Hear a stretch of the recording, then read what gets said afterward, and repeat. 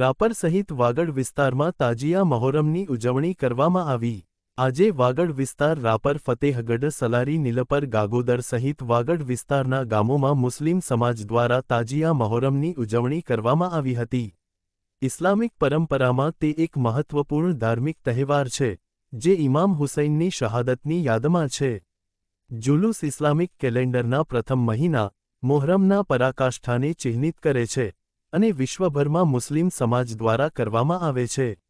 તાજિયા શોક સરઘસનો ઇતિહાસ ઇસ્લામના શરૂઆતના દિવસોનો છે જ્યાં તે સદીઓથી જોવામાં આવે છે।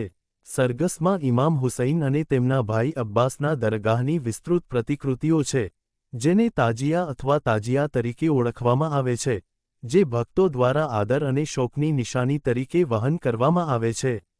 ગત રાત્રે તાજિયા રાપરના માંડવી ચોક ખાતે પડમાં આવ્યા હતા જ્યાં હિન્દુ મુસ્લિમ સમાજના શ્રદ્ધાળુઓ વહેલી સવારથી જોવા મળતા હતા। બપોર બાદ તાજિયા મહોરમનું જુલુસ રાપર શહેરના માંડવી ચોક સોની બજાર માલી ચોક ભૂતિયાકોઠા માર્ગ પરથી યા હુસેનના નારા સાથે માંડવી ચોક થઈ આથમાણા નાકા પાસેની જામા મસ્જિદ પાસે ટાળા કરવામાં આવ્યા હતા। આજે તાજિયા મહોરમ નિમિત્તે મુસ્લિમ સમાજના આગેવાનો ઇસ્માઇલભાઈ પણકા, હાજીભાઈ ખાસકેલી, મામદભાઈ નોડે, હુસેન શાહ સૈયદ, હાસમ શાહ સૈયદ, રહીમ શાહ સૈયદ, પીર અલી અકબર શાહ હાસમ શાહ, ઉમર શાહ શેખ, અનવરભાઈ ઝરિયા, રસૂલભાઈ ચૌહાણ, ચાંદાજી સમા, જાનખાન બલોચ, ઇસ્માઇલ ટાંક, લાલ મામદ રાઉમા, કુતુબ શાહ શેખ વગેરે ઉપસ્થિત રહ્યા હતા। કોઈ અનિચ્છનીય બનાવ ન બને તે માટે પૂર્વ કચ્છ પોલીસ વડા સાગર બાગમારના માર્ગદર્શન હેઠળ ભચાઉ નાયબ પોલીસ અધિક્ષક Sagar Sambhda, Rapar CPI M N. Dave, SOG PI D D. Zala, Rapar PI J B. Bubadiya, LCB PSI M V. Jadeja, Rapar PSI D R. Gadhvi, R R. Amaliyar, V S. Solanki વગેરેએ રાપર તથા ફતેહગઢ ખાતે બંદોબસ્ત જાળવ્યો હતો।